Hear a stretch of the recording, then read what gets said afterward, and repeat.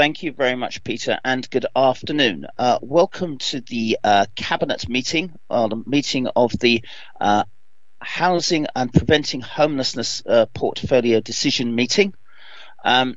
So this is being done via Microsoft Teams in line with the relevant coronavirus regulations involving local government, which allows such meetings to be conducted virtually. That means it will be slightly different in that we're more reliant on the computers actually working and the system actually working than being in person. It also means that I do not need to run through the fire drill.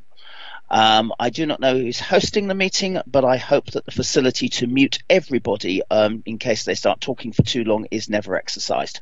I would, though, say that if you're not speaking, could you please mute yourselves, and that will include me.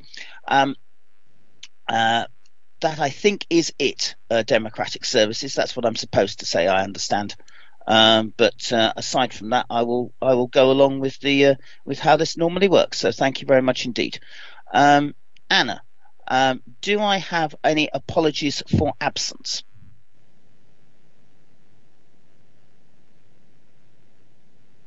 Anna is our Democratic Services person who will know about these things. Is she there? Please come in. No. Right. Peter, have you heard of any? Have you had any apologies, or does anybody know of any? Because I ain't had any.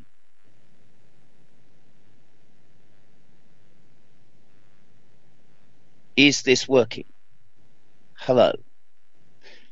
Councillor Sanders, yes. I think Anna might have dropped off the meeting. Okie doke. Yes, she said.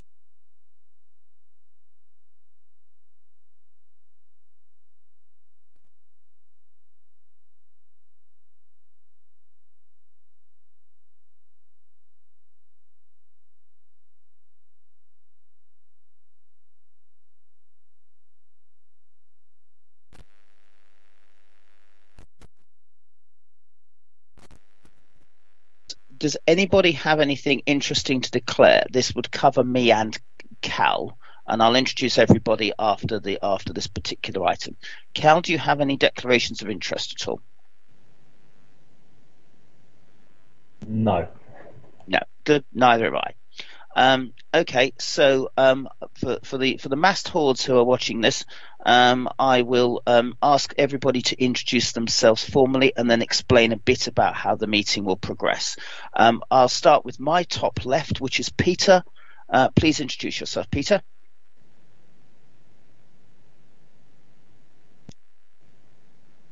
And if you can't introduce yourself, I will move to James. Thank you, Councillor Sanders. So, James Hill, Director of Housing, Neighbourhood and Building Services. Thank you very much. Cal? Cal Corkery, Councillor for Charles Dickens Ward and Labour spokesperson for housing. Thank you, Cal. Wayne? Wayne Layton, Finance Manager for Portsmouth City Council. Lovely, thank you, Wayne. Steve? Steve Groves, Head of Building Maintenance. Thank you very much. Meredith? Thank you, Councillor Sanders. Meredith Hughes, Assistant Director of Buildings, Portsmouth City Council. Thank you. And finally, Jo? Jo Bennett, Head of Business Relationships, Growth and Support. Thank you very much. I'm Darren Sanders. I'm the Liberal Democrat Cabinet Member for Housing. So the way this meeting will try and work is that we have two reports which I've requested, and before I begin, I'll explain a bit more as to why I've requested them. Then individual officers will introduce the reports. As we don't have Democratic Services on, we don't know whether there have been any deputations made by the public, but if there are, we will look at those. And then Cal, firstly, and then me, will answer various questions related to each of the reports in turn, and then I will do the summing up. Because of the way the cabinet system works, I would normally take any decisions that are related, but as both reports are for noting as opposed for decision making, which I'll explain a bit more about in a bit, that will mean that if there are any particular points, we'll have to take them away and explore them as opposed to deciding them, and that may happen. Okay, so I shall start with what is called the Building Safety Regulatory Reform Report, which essentially is a jargon-filled way of actually saying, just actually giving people an idea as to what upcoming laws there are to try and keep people in council blocks safe, particularly relevant in the light of the horror that occurred at Grenfell Tower. And I've asked for those reports because I wanted, in the interest of openness really, to help explain the latest laws that are coming around making buildings safe, and also the impact that will have both on the council and also on, more importantly, our council tenants, because safety is absolutely critical and paramount as a landlord. Now, the report is in your name, James, but I don't know whether you would want to delegate that task to Steve or Meredith or anyone else. Yeah, thank you, Councillor Sanders. So I think between Steve and Meredith, they're going to introduce the report. Thanks very much. Okay, so this report is on the building safety regulatory reform. Purpose of the report is to update Cabinet regarding the reform bill that is being consulted on, and also to update Cabinet in regard to what housing, neighbourhood and buildings response to that draft bill is as it goes through the various stages. The briefing report is in 3 stages. So the first is an overview of the building safety bill. Second section is a brief summary of the fire safety bill. And then the third section is really just to talk through what our response and the next steps are for HMB. So as you correctly pointed out, the bill is really the government's response, legislative response to the Grenfell Tower fire and Dame Judith Hackett's 2018 review. The bill essentially introduces a new regulatory regime for high-risk residential buildings, and what it's particularly focusing on are buildings that are over 18 metres high or above 6 stories high. Currently, there's no indication of when this will become legislation. But obviously it's in those early stages, so it's right really for us to update Cabinet about where we are at the moment and what the themes are. So as indicated, the main thrust, or one of the main thrusts, is really to set up a new national building safety regulator that will sit within the Health and Safety Executive. And they will be responsible for implementing the new regulatory regime for high-risk buildings, overseeing fire safety, or overseeing safety and performance of all buildings. And I think that's not just about the heights of buildings, but that's about any tenure. So this isn't just about social housing, this is about private buildings as well. And also assisting and encouraging competence, and obviously that was one of the themes that came out of Dame Judith Hackett's review, was making it very clear about competency for those involved in the various stages of building management and building construction. They will establish and consult 3 advisory committees. One is a building advisory committee that will look at guidance on the built environment and provide sort of expert advice. Second committee is about industry competency, making sure that there's a consistent approach to enforcing competence. And then the third committee is around a residents panel, and making sure that residents are able to contribute to key changes in the legislation. Another key factor of the bill is the gateway regime that it introduces. Essentially, there'll be 3 gateways. One will be at the planning permission stage. Second gateway will be prior to construction work actually beginning. And then the third gateway is at completion of the building works, and when essentially it's handed over to being a building in occupation. And obviously, all of that applies to us in various forms, but obviously one area of particular focus is where the obligations in relation to buildings when they're in occupation. So the key areas around the bill are around having an accountable person. This is a legally responsible person for the safety of higher risk buildings.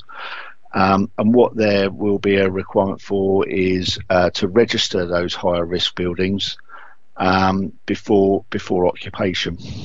And when, as part of that registration process, there will be the requirement to present a building safety case for each of those registered buildings that really details what those risks are and how those risks will be managed in terms of the ongoing life of that building.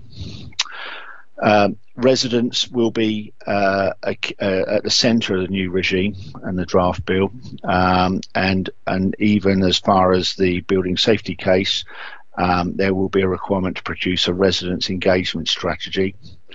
And the resident engagement strategy will talk about how information will be provided to residents in those blocks, the scope of what residents will be consulted on, and how effective the resident strategy will actually be and how will it be assessed and measured. There will also be a complaints procedure and details about how the complaints process will actually be managed in relation to safety concerns. And the other aspect from the resident point of view is that what the bill is proposing is that the accountable persons will have stronger rights to enter residents' dwellings and issue enforcement notices to make sure that the fire safety measures within those individual properties are being maintained sufficiently to protect all the residents in the block. Next bill is the Fire Safety Bill. This is about amending the existing Fire Safety Order 2005, and the key aspects of that is really to extend the scope of the Fire Safety Bill to include external walls and hence any cladding on those external walls, and also clarifies the role with regard to entrance doors that lead onto communal areas, which is obviously two key aspects of fire safety, certainly in high risk buildings, but in all buildings really. And there is also within the bill there will be discussion around how regular those fire door inspections will take place, and there will be certainly the discussions that we've been party to. There's a sliding scale being proposed in terms of how regular those inspections will take place, depending on the risk of the particular buildings. So in terms of H&B Directorate's sort of response and next steps really, just really to make Cabinet aware, James, as the Director, already chairs a Senior Manager's strategic quarterly meeting where we have discussions about about compliance, building compliance, and various safety groups that we've already set up. And one of the discussions that we're already commencing with is discussing with the resident consortium how we can potentially expand that quarterly meeting to include residents, so that we can make it really visible from a compliance point of view what we're doing, and to rename that a building and customer safety panel that meets quarterly to talk about all things safety with regard to our buildings. And what we also already do is that we do report our compliance to Governance, Audit and Standards Committee quarterly.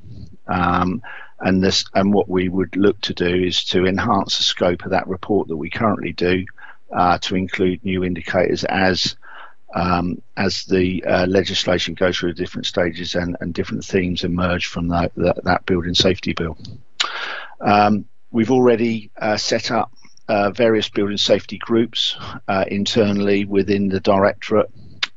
So we have a building safety high-rise group that is the building service and the private sector housing service.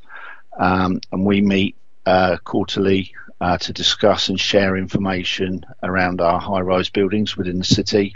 And we've also included in those meetings Hampshire Fire, so that we're sharing information about what we're doing in the different areas. So, and that means it includes private sector blocks as well as social housing blocks. We also have a building safety fire group that was established 3 years ago, and that's where senior managers within the directorate meet regularly to discuss policy and fire incidents and what we can learn and how we can communicate certain messages regarding fire safety to our residents. And then we also meet with Hampshire Fire fairly regularly throughout the year with the commander and various members of the management side of Hampshire Fire to discuss sort of various joint community initiatives and training exercises. And in fact, I think today there was another training exercise at Leamington House that we facilitated. And that's been very well received by Hampshire Fire, and really is about us trying to make sure that we keep that profile of fire safety going, but also work closely with Hampshire Fire and coordinate how we can engage with the community regarding fire safety. In terms of the next steps for us, we're already starting to look at pulling together what information we've already got on our high-rise buildings in anticipation of the legislation, so that we can be prepared and ahead of the curve, really. And to give a bit of context, we've got 39 high-rise buildings that are social housing blocks within the city, and I think as you can see in the report, Charles Dickens has the lion's share, but we've also got a number of blocks in Nelson and St Thomas's Ward and one in Cosham. And then we've also working with private sector housing team, they've got 63 blocks that are high-rise blocks, that all of which could be potentially ones that fall within the remit of the legislation and will require registration. And in terms of other next steps, obviously there's a big focus, and certainly when we come to Cabinet in March to talk about the plan programme, there will certainly be continuing focus on various aspects of fire safety. There will be programmes talked about in terms of sprinkler installations, door replacement programmes, and certainly a big focus in those sort of key areas to make sure that we are keeping our buildings safe. And the other next step, as the bill goes through the various stages of parliamentary stages, we will obviously keep reviewing our own structure and make sure that our structure is aligned to the different roles that it talks about within the legislation. And finally, the report really focuses on the HMB aspect, but obviously there are other directorates that will be impacted by the building safety legislation, and we will obviously liaise with our colleagues in other directorates to let them know what we're doing and sharing information across the different directorates. That's it, really. Any questions, Councillor? Before any questions, does any officer have anything else to add? That was a very welcome and comprehensive approach there from Steve. Anything anybody has? Any officers wish to add anything? No. Okay, that's fine. Thank you for that. Cal, fire away. Thank you, Chair, and thank you, Steve, for the report. I think everyone probably accepts now the importance of building safety after what happens in Grenfell and what the kind of subsequent investigations have told us about how deregulation and privatisation ultimately led to a situation where people's lives were put at risk. And we still know there's plenty of buildings where issues persist, including within the city. I know in my ward there's a block at the moment where a housing association who owns it are currently in the process of taking off cladding, which was found to be unsafe. Another resident contacted me a few weeks ago to say they've had something similar happened in their block, and all of a sudden they're having to have 24-hour fire watches put on to keep them safe in their homes. So clearly people are going to be really anxious and concerned about what the future holds for them. I think the legislation that's being brought forward hopefully will be a step in the right direction. It's clearly a very comprehensive approach towards building safety. I also think that one of the things it's worth reflecting on and is actually perhaps the potential tension or conflict between resident privacy and resident safety. One of the parts of this legislation is potentially going to be an increased responsibility for landlords to inspect people's homes or do works to people's homes that requires them to gain access to those properties, potentially on a regular basis. Now, clearly, there's a strong safety case for that to happen, but I do think that we need to keep in the back of our minds that actually these are people's homes, and that people's privacy and their right to a kind of quiet space to call their own is maintained in as much as possible. And I think linked to that is really the importance of communications and community engagement as this goes forward. I know the council has already in the process of talking to its residents about this, but I think that it's really important that we bring people with us and explain why changes are coming forward and really why they're so important. Obviously to keep people happy, but also in order to try and ensure that people adhere to what's being put in place. Another part that the kind of current legislation and government changes around housing policy is about promoting the role of the tenant voice, the resident voice. Something that came out of Grenfell was clearly that residents had raised concerns, but that they were ignored or they were marginalised or people didn't listen to them because they lived in social housing. And we need to ensure that is never the case again. I think there's work to be done around that in Portsmouth, around building the infrastructure that is really required for tenant voice and residents to have their say. I think things like residents associations are something that we need to try and encourage and nurture. Maybe they're things of the past to some extent. I don't know. I'm personally keen on resident associations. I think where they are in place, they work well. However, I know in the city council stock, there's been a kind of decline over a long period of time of the number of residents associations that are active and in place. I know as ward councillors, it's something we're keen to kind of encourage people to set up if they haven't got already, or to engage in ones that are already there. But perhaps going forwards with kind of virtual meetings and all the rest of it, we can look at changing the way in which residents are able to engage in the management and the control of their homes. So I think overall kind of very much welcome the report. I think we're going to have to wait and see how this plays out. But I think really my main message, and I know this is something that officers and yourself, Darren, will no doubt be sympathetic to, is just the importance of that community engagement throughout the process and ensuring that we bring people with us when we're making these significant decisions about changes to the way in which their homes are managed. Thank you, Cal. That to be honest, that sounded like a good Liberal statement there. So I don't think there's anything I could disagree with in that. So thank you very much, Cal. And it is something that I've certainly been talking to officers about. Residents associations vary. I mean, the one in my old mum's block of Horacia House was there for ages, but people just stopped turning up to it. And that was difficult, and trying to encourage people is always difficult. Whereas the one, say for instance, in the block that's known as the Australias around the back of Tesco's in Lamport, does a fantastic job. In Buckland, they do a fantastic job. So it is variable, but I think it's one of the things certainly I've been asking officers about. I take it there weren't any questions as far as that was concerned, Cal, which is always fine. But please feel free to ask them if that's all right. But I'll take that as your thoughts. I did have a few questions, and I don't know whether it's actually in the legislation or not. But the first one is around the residents panel. How much flexibility do we have in terms of setting up the scope of community engagement and resident engagement?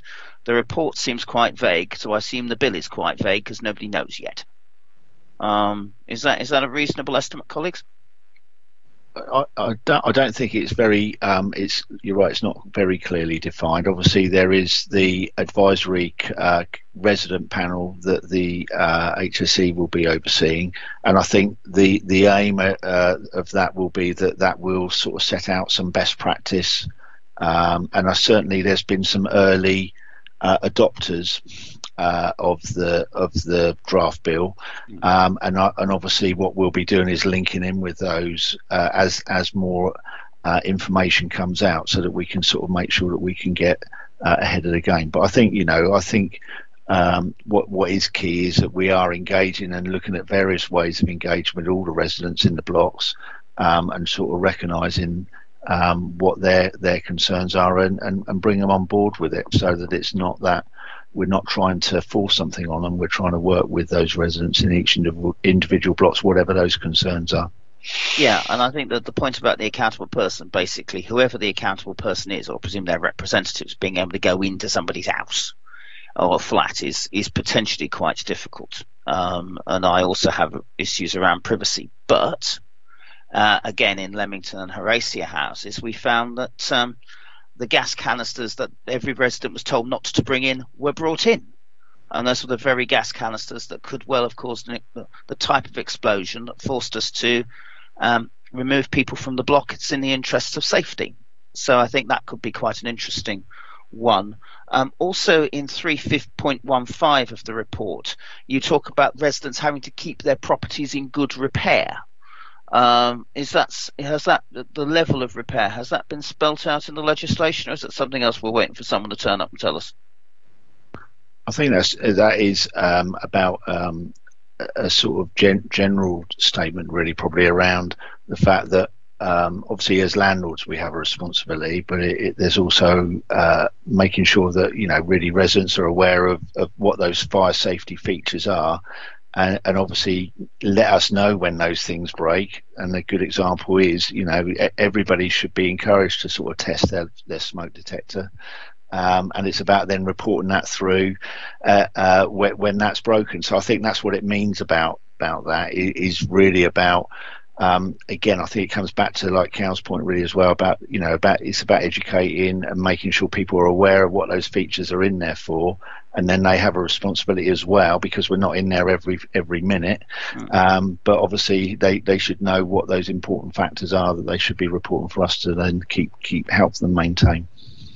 Yeah, I think that's actually fair. I mean, in some blocks there will be people who will be on site, or people they can access, whether it's blocks that, like Ladywood House, for instance, which specialises in old age pensioners.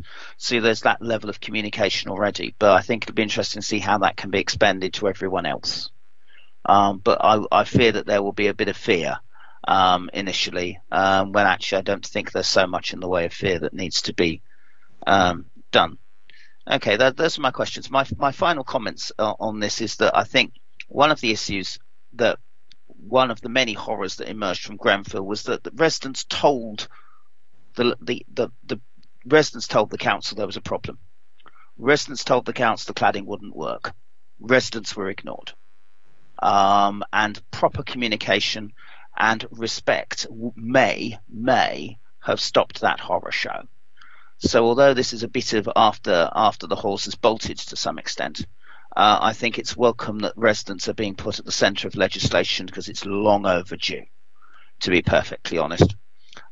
This is no doubt going to be an evolving feast, because we don't know what else is going to emerge from the Grenfell inquiry. We don't know if it's going to be extended to low-rise blocks, for instance, where there's even less resident engagement than there is in high-rise blocks, for instance. And we don't know if that's coming. It might do. But I think to plan now is very, very sensible. I know that the sprinkler programme is something that the Liberal Democrat administration has been very keen to introduce. It's gone through at least 2 budgets, which I've seen, and I look forward to seeing it again in March. And I realise it's been delayed in large part due to the virus and the consequences of the virus. But that is absolutely crucial in terms of giving people confidence that things like Grenfell won't happen again.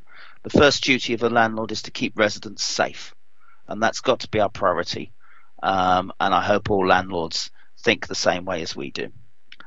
So with that, I think Anna, I meant to note this report, and I don't think there are any subsequent actions, but I think it might be useful when we've got more information for it to come back here, so that we can get an update at some stage. But that's not going to be every month, but just maybe once or twice a year. Is that all right, colleagues? Yeah, I'll note it as it's to be noted. You noted that, and I would like that noted and put in the minutes, please. Thank you very much. That's excellent. Meredith and Steve, if you wish to stay on for the next item, please feel free to. You don't have to, but feel free to. But that's very kind of you. And so we move to the second report. I'm told that there are no deputations at this meeting, which may speed things up a tad. But the next report, which is with regards to what is described as the disposal and replacement of council housing. So I'll just explain why I've asked this to come here. And it follows a conversation which Councillor Peter Harris, who isn't here, who's the Conservative spokesman on housing, raised at a previous meeting here, and Councillor Corkery raised with me at a full council meeting. And that's essentially around issues around acquisitions and disposals or buying and selling council houses. This report has come here after a discussion with the city solicitor, because essentially these things fall within what's called officer delegations. So they're not meant to be political things. The individual buying and selling of properties is something that is rightly not shouted about totally, because nobody buys a house and tells everybody what the price is. So what I've wanted to do was to actually get into the principles behind which we buy and sell homes, because I think they are valid forms of public discussion, and also talk through where we go from here. That's why I've put it here, because we need to balance commercial sensitivity with the need to be open with everybody. Again, James, this report is in your name, but I suspect someone else might want to talk to it. On this occasion, Councillor Sanders, I'll introduce the report, and then the officers that remain may be helpful in answering questions. So the report before you is unchanged, but its purpose is to firstly outline how the delegations that fall to my post as Director of Housing, Neighbourhood and Building Services are exercised with regard to the disposal of council housing. And we've included in the report some detail on the principles that are used and a bit about the process. And I've included the recent disposal of the council housing through the auction as a case study, just to show and demonstrate how those principles were applied in that instance. And then you also requested some detail on the process of acquiring council housing through the replacement home schemes. Forgive us that there's a variety of terms used in the report, but broadly this is the scheme to replace council housing through purchasing property on the open market. And the report goes into some detail about how that process so how we follow that process. And again, my delegation is exercised. And then we've also included a bit of detail in there about the funding model that's used as well. Suffice to say, on the second part, in terms of acquiring properties, the replacement home scheme, that's quite dynamic. We are very active in the market, so the statistics which are referenced in the report are correct at the time this report was written, so 3 or 4 weeks ago, and those figures are likely to have changed, but it shows you the pipeline of properties that we have either purchased fully through to completion or are actively in the process of purchasing year to date. I don't have anything else to add, Councillor Sanders, but happy to take questions. Okay, thank you for that, James. Cal, questions or comments or both? Thank you, Chair. I don't think I have any questions at this stage. This is obviously something that has been that I've discussed in quite a lot of detail with officers. I think I've probably fleshed out a lot of those questions already. I do have a few comments I'd like to make, though. I think it's important to kind of think back with the history of this issue and how it has come to light or been brought to light. And I use those words kind of quite indecisively because clearly previous to us raising this as an issue, this is not something that there was public awareness that was taking place, that the council is selling off empty council homes at auction. And for me, that's a real concern because there's a significant amount of public interest in the housing crisis, particularly in Portsmouth. Quite often people will know people personally who've been made homeless. who are sofa surfing, who are struggling in private rented housing when their wages aren't enough to pay the rent. So there's really strong and kind of passionate interests in how the social housing stock is being managed. And I think a lot of people, myself included, were quite surprised when it came to light that actually homes were being sold off at auction. But not only that, this wasn't being reported in public. It came to light because people noticed on the auction pages there were houses which were listed as being sold by Portsmouth City Council. So they brought it to our attention, and we've done a fair bit of digging to try and shine a light and kind of raise awareness of what's being done by the council with its social housing stock. And I think, putting aside for a moment the rights or wrongs of the selling off of these houses, I do think it's important that people are aware of what is going on and how the properties are being managed, and the fact that there are houses that are being sold off at auction when we've got people homeless and stuck in hostels and temporary accommodation and private rented housing which they can't afford. So the Labour group, kind of being led by myself on this particular issue, I think fulfilled the role of an opposition group, which is to identify these issues and scrutinise what the administration is doing to try and raise public awareness and engagement in those issues. I do think that there is a continuing issue that needs to be addressed with regards to the reporting of disposals or properties being sold at auction. I think there's such a strong public interest in this issue, and it's such an important issue, and it makes a massive difference to people's lives, that there really needs to be an increased awareness and an increased kind of, I guess, transparency by the administration on which houses are being sold off and for what reasons.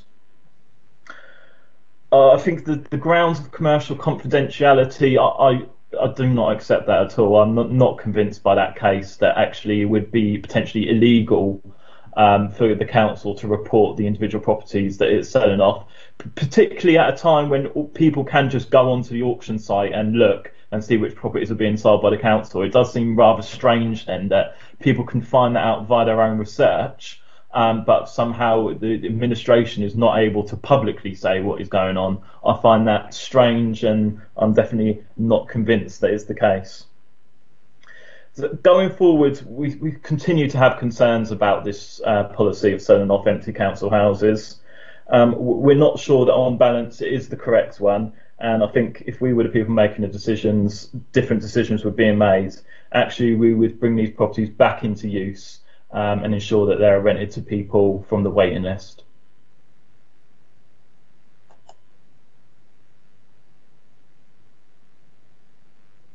Sorry about that, Cal. I was just writing down some notes. But no, I'm grateful for you to that. Cal didn't ask a series of questions, but I don't know if there are any particular points that Cal raised that officers felt able to clarify on. I know that the Councillor Pater Harris, Councillor Corkery and I are going to have a discussion with Wayne around housing finance and around how things work, which is being penciled in for after this meeting. We couldn't do it before this meeting occurred. And I think there are many and varied things around housing finance at which some of those things will be done. I, of course, don't know what went on between Cal and officers, and it's not my job to ask, and nor should I. But I don't know if officers had any particular responses to any of the factual points that Cal raised as opposed to the political ones. If not, that's fine. I think thank you, Councillor Sanders. The only point I would wish to make is the report does set in context the disposal of council homes. I wouldn't wish it to be thought that we're actively selling empty council homes. This is, well, the case study talks to 8 properties that were sold recently at auction of 10 of 14,900 properties. We are actively trying to hold on to council homes. There's no policy to sell just at the point they come empty, but I appreciate the point being made nonetheless. Okay, thank you for that, James. My own comments. I think it's quite interesting, and I understand, and Cal and I basically do not agree about this, and I understand that, and that's just a point of difference. But I find it interesting that Cal has focused on the disposal of 8 properties in his comments. The idea that we are buying 100 new council homes a year, that this year, despite the virus, we will be buying 190 new council homes a year this year, despite the virus, was not mentioned by Cal. Now, I assume it's because he agrees. That's fine. But I think that puts into context everything, frankly. The situation is vastly different to what it was a few years ago, whereby selling off 8 councils would be an incredible deal. It would mean a huge reduction in the council stock. That is now not the case. And in fact, indeed, the money sold from these 8 homes will provide, as I'm being told, between 10 and 12 new homes. So we're actually, as a result of this process, going to wind up with more council homes to house our homeless and house people on the waiting list than we had at the start. And that's before we get into the extra 190 that are being put forward this year, the £100 million investment over the next 5 years in order to buy new council homes, because I totally agree with Cal. Our waiting list is too long. There are too many homeless people. You can try and build your way out of a crisis, and I know Labour colleagues have been very clear that building the way out is essential. But building takes time, and and people don't have time. And that's why it's important to make sure we have as many council homes as we can. We said when Liberal Democrats came into administration, we wanted to buy homes for our homeless. We put in money to set that aside. All councillors supported that. That was great. But what is now clear, particularly with the ending of the borrowing cap, is that we have a real chance to cut the waiting lists that people about which we all get complaints, and to actually start to house our homeless, as well as the excellent work that's been done with rough sleepers. So I think the context is radically different. And in terms of the disposals, if you've got a home that has building defects, or can't be put up, or can't be brought up to the standards that exist, that are desirable for people living in social housing, you don't put council tenants in homes that are substandard. You've then got to look and see whether you can bring it back into use, which has been looked at, whether it can be given to someone else, which has been looked at, and only then, as the last resort, do you dispose of it. And even then, you put the money forwards to buy new council housing. So in this case, we've sold 8 properties and we're going to get 10 to 12 as a result. I think that's a good deal, personally. The Labour group seems to disagree. I respect that disagreement, but it is a point of disagreement. I think there are issues going forwards in terms of how we can actually try and see if we can make notes of this. My preference would be to go through the Governance and Audit Committee, because that's where these sorts of things go to, and I'm happy to include that as part of their deliberations as well, because that's what they're supposed to do. I think, though, Cal's only talked about being open and transparent around the disposals, whereas I think if we're going to be as open as transparent as possible, we have to be open and transparent about the acquisitions as well, because they both fall within the same delegations. And that is something I will raise with the city solicitor over the next few days, because we're guided by him on what we can and cannot publicise. But I think it's absolutely crucial that that this paper is here so we have the principles. I would say this, that as a result of the work that's been done by Councillor Pater Harris and Councillor Corkery, who've both raised these issues with me, we now find that this council spending £100 million on buying new council homes. And it's going to be buying 100 every year for the next 5 years, and nearly 200 even during a pandemic. And I think that shows a significant commitment to council housing and will do a huge amount to improve the lives of people on our waiting list. So, Anna, have you got, aside from my gentle comments, have you got the 2 points which I raised, which is firstly to explore whether disposals and acquisitions can be put through the Governance and Audit Committee? Yes, so you'd like it to go formally to them? I would like a discussion to be opened up, because what I don't want is to be told by the city solicitor you can't do it. But I think we definitely need a discussion to be opened up. And then I made another point, which was around I think talking through again about how this can be made, how other ways in which it could be made more open. Yeah, you're going to be discuss it with the city solicitor. Yes. How it be more Yes, because I'm operating on the advice of the city solicitor, Cal, and I've essentially this report is a compromise between him and me. I want as much out in the open as possible, and he's saying it's all down to individual delegations and stuff. But I think we can take this forward. But I'm delighted that we're buying as many council homes as we can, because as Cal says, we need to cut the waiting list, and we need to deal with people who are homeless. So on that, I think that I will note that report with those 2 points, which again will be put in the minutes. Anna? Yes, they will, yes. Excellent. And on that basis, I don't think we had anything else, Anna, did we? There's no other items. Right, lovely. So on that basis, I formally close the meeting at 16 minutes past 5. I look forward to seeing Cal tomorrow at the full council meeting. I look forward to seeing other colleagues as soon as possible. Thank you for your patience, and have a peaceful evening. And I assume we can now turn off the live stream. It'll take a couple of minutes. I just need to let Peter know that one. Okay, so if everybody could just stay on for a couple of minutes before the live stream goes off, that would be superb. Yeah, they're just about to finish. Lovely. When, if you can close it now, please. Yeah.